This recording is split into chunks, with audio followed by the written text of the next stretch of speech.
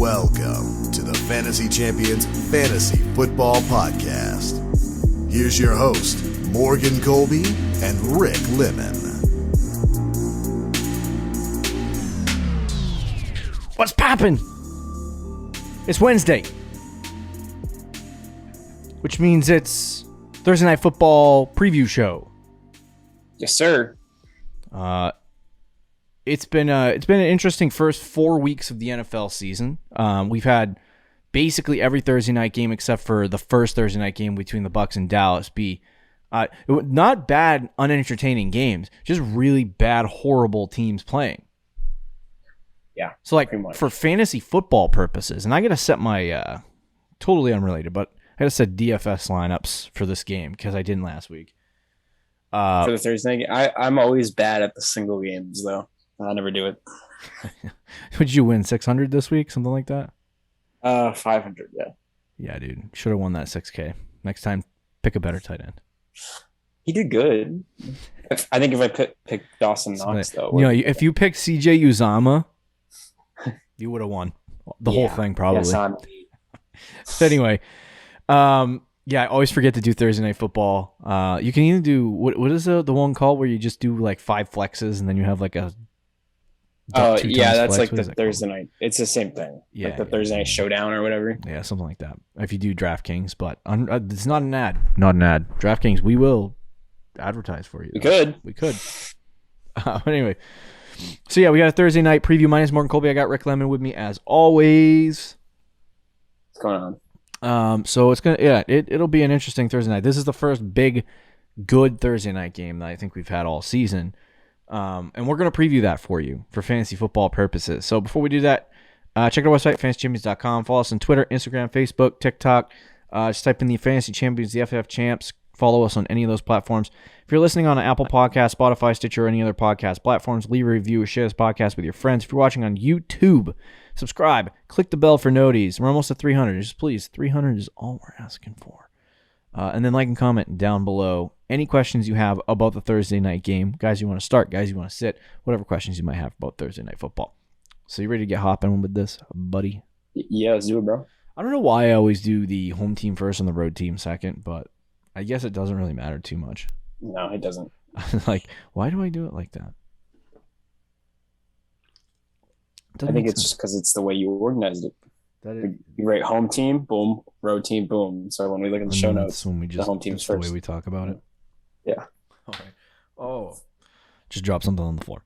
Anyway, so let's jump right into it. Seahawks at home against the Rams, who are on the road, and it should be a very good game. I mean, both the Seahawks did they win this week? They did, yeah. I was going to say they need a win. They're 2-2 though. They're about to be 1-3. Yeah. I think it's still use a win. Yeah. Anyway, so they still need to win against the Rams. The Rams lost. They got their doors blown off by Arizona. They might be a sneaky Super Bowl team this year. Be honest with you, through 4 weeks, we'll see if it continues. But they have been freaking good. They have been. But the Rams, who I think right now in the NFC, it's the Rams, Bucks, and Arizona. Yeah. Everyone's chasing them. So we'll see how Seattle does, though. They always seem to be there in the end. But this is a very important game for both of these teams, so we'll see how it shakes out. I think it's going to be a high-scoring affair. Do you know the over-under for this game? No, but I can check real quick. Yeah, sure. So, yeah, from what I've heard, it's going to be a pretty high-scoring affair. Well, it should be a high-scoring affair, but every time we say that on Thursday night, what happens? It's like 10 to 17. Yeah, we'll get games where the over-under right now is 54. Okay, yeah, so there is going to be a lot of points on the field that are going to be scored fantasy-wise, too. But we'll start with the Seahawks. We're going to break down by position, as we always do, and it shouldn't be that too long a show because pretty much everyone in everyone's lineups is startable at this point.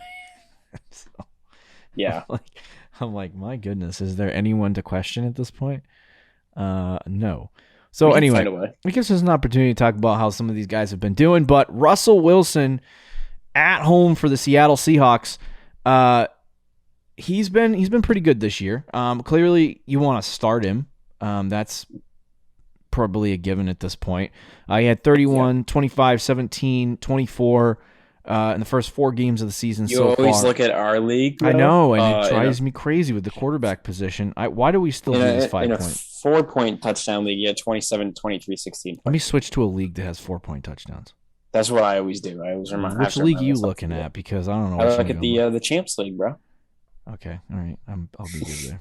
Because then I'm in a league with 6-point touchdowns, and I'm like, freaking. Yeah, I know. It just screws everything up. So anyway, yeah, Russ has had a good season so far. I believe in a normal quarterback scoring league, he is a QB9 on the season. So that's not great, but this is where Russ kind of like has been his whole career. And then some season he has like a top 5 season, and what did he get drafted, like top 5 this year? I think he was like QB 6 or 7. Yeah. I want to say QB like 6. So he's returning that value. He hasn't been horrible. No, he hasn't been horrible yet. Against the Rams defense, so far this year, it looks like the Rams, I don't know if something happened. They should be a lot better against the pass, but they haven't been. So we'll see how Russ does. I would obviously start him and keep him in your lineup. Like, there's no reason not to. He provides good rushing. Well, he hasn't rushed a lot this year, to be honest with you. You could say that they haven't been good against the pass, maybe because they've played Tampa Bay and Arizona the last 2 weeks. But Seattle is probably just as capable, maybe a little worse than those teams passing the ball, but are still a very good passing team. So, yeah, it's still a decent matchup for him. Metcalf has also been at the wide receiver position. This has been an interesting year for Metcalf. It's not bad so far. But again, I keep accidentally almost adding a league note on a player. It drives me nuts. He hasn't been bad. Right now in half PPR, or is this a PPR league? Half PPR? I think it's a PPR league. He's wide receiver 15. So it's not horrible. It's just not what you would want. Tyler Lockett has been scoring a lot. And the catch percentage, not in the last, 2 weeks? Yeah. I believe he still outscored DK Metcalf in the first 2 games. He has. He's the wide receiver 10. But Metcalf has caught a touchdown pretty much every game with the exception of week 2. He has 4, basically averages about 5 receptions a game. The problem with Metcalf and that I'm seeing is his catch percentage is not good, which is not. It never really is, though. Yeah. And is it because they just shoot down the field and hope for the best, or? Yeah, I mean, it's partly that, and it's also partly Metcalf kind of has butter hands, but right. It's a little bit of both. They do take a lot of shots down, like Metcalf, a lot of shots with Metcalf, and sometimes even double coverage, uncatchable balls. But he has a decent amount of those, more than anyone else probably on the Seahawks. So it's not all his fault, but he will also get a couple drops. Now, Metcalf is getting targeted more at this point in the season than Tyler Lockett, which is a good thing. He's just not catching with the efficiency that Lockett does. So if that switches, then I think he goes back to his top 10 wide receiver potential in fantasy football. But as of right now, I mean, the numbers are good for him. He still has. Against the Rams, you can expect probably a high-end wide receiver 2 performance, and with the possibility of jumping into that wide receiver 1 category for the week. Yeah, I will say how did Ramsey doing it? Hopkins had 8 fantasy points this week. I want to say the week before, Mike Evans didn't have a monster week either against the Rams. Yeah, he did okay, actually, 14 points. Yeah. But still not like a 20-point week. If like Ramsey's on Metcalf, do you think that kind of limits him? Like, he'll still obviously start Metcalf because he's DK Metcalf. Yeah, no, like I said, I think that wide receiver 2, high-end wide receiver 2 ceiling for him is probably where I would cap it. I don't think he's, especially on Thursday night on the short week, I don't think he's going to go out and have a monster performance. Yeah. If anything, Lockett's due. If that's how that works, I don't know. I would agree with that. Let's just bring up Lockett now. What were you going to say? I will say Metcalf will have random weeks though where he just gets like 25 points out of nowhere. So yeah, that's true. You can never really count him out. But yeah, I would agree. If I had to bet on one guy doing better than the other this week, it would be probably Lockett because he's due. Now, I was going to ask the question about Lockett because we have seen, like you said, the Rams have been playing some good offenses, so maybe the numbers for the Rams have been a little bit swapped. But if Ramsey happens to be on DK Metcalf, that leaves Lockett. And my question was, at this point in the season, right? Lockett has had one game with 11 targets. The rest of the games he's played, he's averaging about 4.67 targets per game if you take away the 11 target game. And he's not really being targeted as much as Metcalf, and he's not really being targeted as much as a guy that should be, who people expect wide receiver one production out of, right? So I was going to ask, is it time to start considering benching Tyler Lockett at this point if he's going to keep putting up these burger performances? I'd consider it, but I don't know if I would do it this week. Unless, if you have one of those stacked teams, then obviously, yes, you would consider it. But I still wouldn't probably do it this week. He had 2 monster weeks to start the season. Obviously, the last 2 weeks he struggled, but I think he is due, and it's against the Rams. You don't think it's a good matchup, but it could actually be decent considering if the Rams bounce back this week and play well against the Seahawks, there's a chance the Seahawks could be down. They're forced to throw the ball more this year or more this week. Russell Wilson hasn't thrown the ball a ton this year. Yeah. If Ramsey's on Metcalf, which I think we expect him to be, then that could open things for Lockett as well. So I think Lockett does bounce back this week, but I guess you would consider it maybe, but yeah, like I said, we can discuss in the future. Yeah. Right. Freddie Swain? He's been really good, but no, I'm not starting. Although if you are in a deep league, maybe consider it, but no. Okay. So Rashad Penny is out, I believe, for this game. I would take a guess. Yeah. Has he even played this year? He played the first week of the season. He took him off IR and then he came in and got hurt or something like that. I can't remember, but the running back though, which I don't even think we talked about on our waiver wire show, but Alex Collins. Yeah, no. Alex Collins is the backup. And he had more carries this week than Chris Carson. Gross. Absolutely abysmal. Oh no, he didn't. Never mind. Oh, Chris Carson he had more fantasy points because he scored a touchdown. Yeah, Chris Carson had 13 carries for 30 yards, which is disgusting. And Alex Collins had 10 carries for 44 yards. Yeah, and so their snap percentage was pretty much even. I'm not starting Alex Collins or Penny or picking them up at all. So, I'm not interested.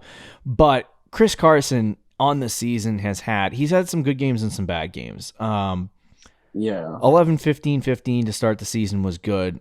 In terms of good or bad, I mean like efficiency-wise, because he's had week 1 against Indy, he had 5 yards a carry. Week 3 against Minnesota, 6 yards a carry. Week 2 against Tennessee, 2.38 yards a carry. Week 4 against San Francisco, 2.31 yards a carry.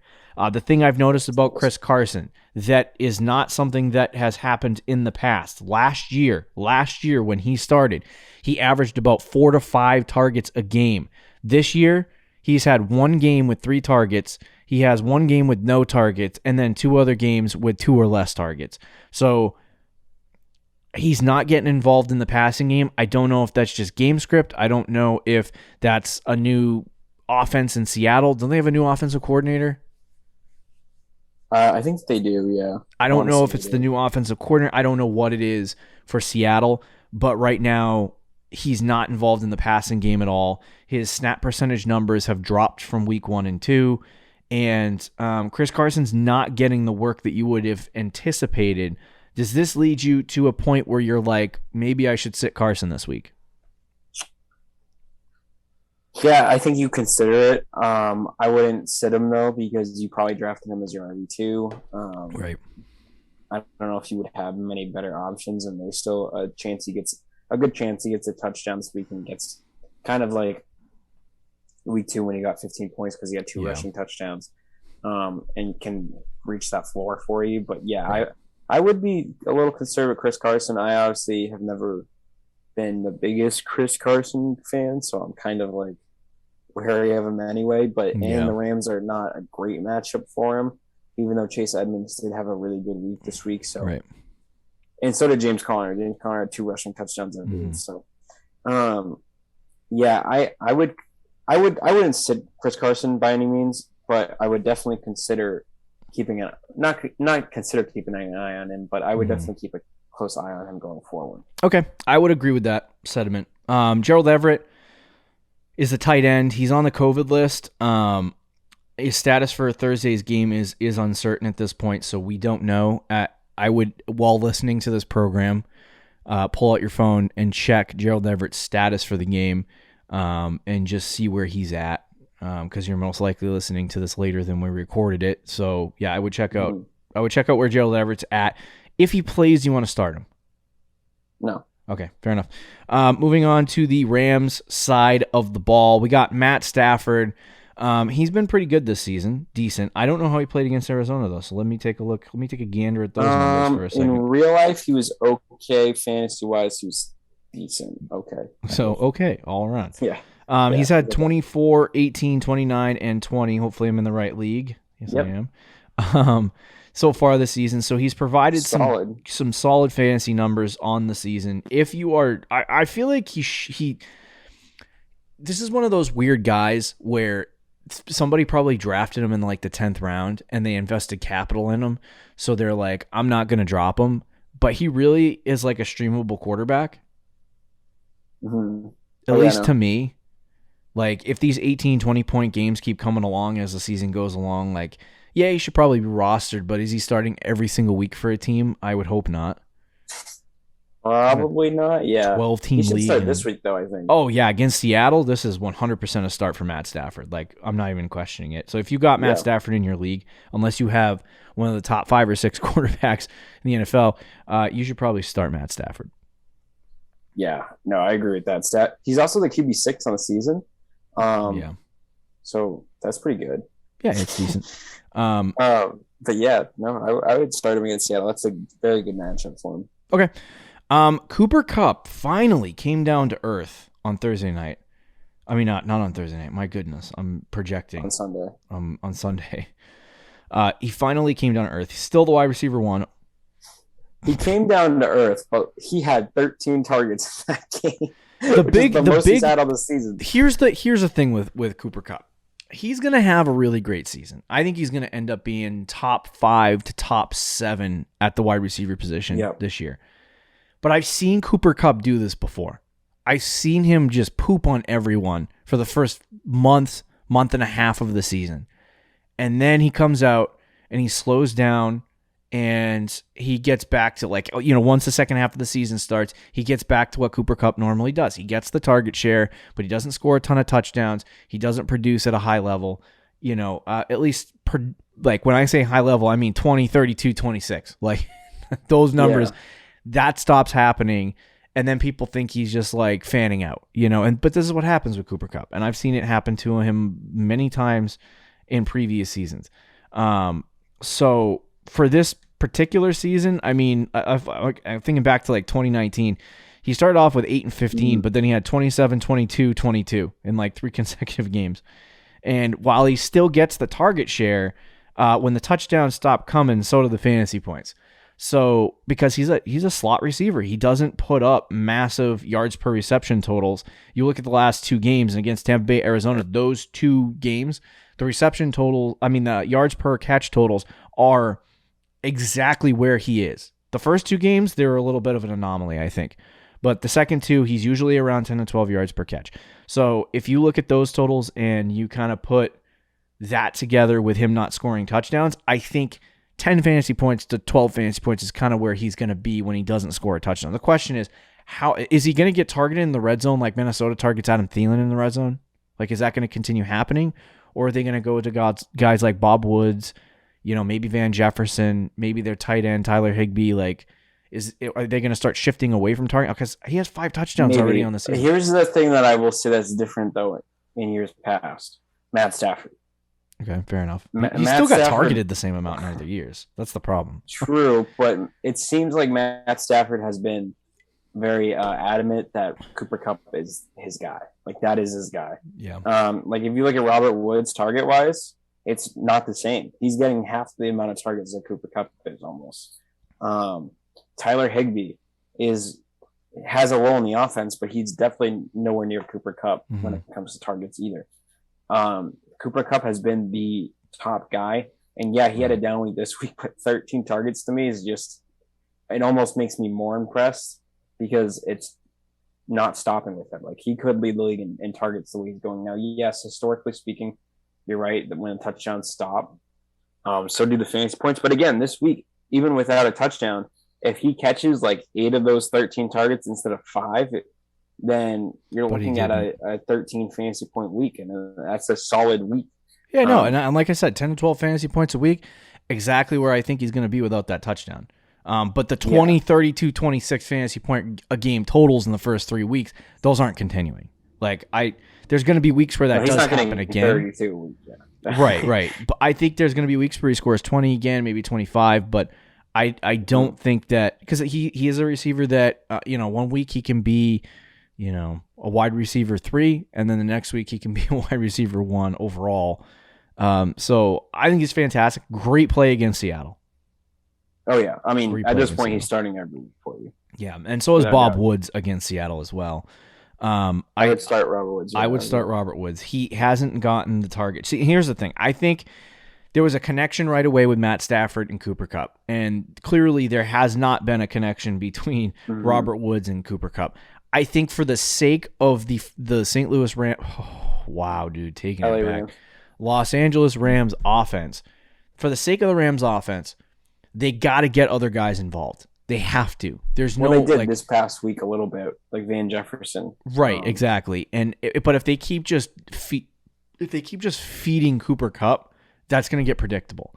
And they're going to start moving, maybe their best corner over into the slot for a game just to see. Defenses are going to shift their best corner from the outside into the slot, possibly to stop Cooper Kupp, but they're going to keep throwing it there. So I think at some point this year, yes, Bob Woods is going to be back with his 8 to 9 targets a game like he had last year. They throw it a lot, and that's a staple of the Rams offense with Sean McVay. Like, they throw the football a lot. So it's going to end up being Bob Woods and Cooper Kupp getting the brunt of that. I think Bob will be okay, and against Seattle, he's a good start. Yeah, I'd agree with that. I think he should be started, but still, he at this point though, it's like he's not the player I think he has been in the past. And yeah, I mean it's still very early, but we'll see how it goes. I do think this week though he is startable, and if he doesn't have a good week this week, then I think we need to have a real conversation about Robert Woods for this season and even going forward. Van Jefferson, thoughts? Good. He had a great week this week. The week before that, he had 6 targets. In week 1, he had a big, I think, a 60-yard touchdown. So, it's definitely good and better than I expected. I don't think he's obviously starting week to week. He's not rostered in most leagues. Now, should he be rostered? Yeah, in a game against Seattle, he could go off. I think there's a chance Deshaun Jackson has one of those random weeks where he gets another big touchdown. So one of those guys will go off. I do think at this point, Van Jefferson should be owned. But yeah, no, I'm not starting him week to week yet. I'm not at that point. Yeah, I agree. I keep an eye on him. I don't even know that I want him like on a fantasy team yet. Like Dynasty, obviously. Yeah, but right. Well, Dynasty, yeah. But in redraft, not yet. Not yet, but yeah, definitely keep an eye on him. I don't know about Henderson. He's been out for a little bit. Did he play this week? He did. He's actually, honestly, Darrell Henderson has been probably one of the things I feel like personally I was wrong about, because I think he's been good when he's been out there, and I wasn't crazy about him. Thought they'd be kind of using multiple running backs, but he's been very solid. Like his yards per carry was 6 this week. He's getting target share too. The passing game. Yeah, decently. He had 6 targets this week, so he didn't put up major. Kind of reminds me a little bit of Chris Carson. But yeah, he does. Yeah. At least last year. He's definitely startable this week. Yeah, against Seattle, definitely. I would, if he plays. He's questionable for the game. He was a limited participant at practice on Monday. So, I would just keep an eye on the practice reports. If he doesn't play, Sony Michel, what do you feel? I would be okay with it, but, I mean, it's gross. But I think he'll play. Henderson should play. He played this week. So I think Henderson will play. I agree. So ignore Sony Michel if Henderson's out there.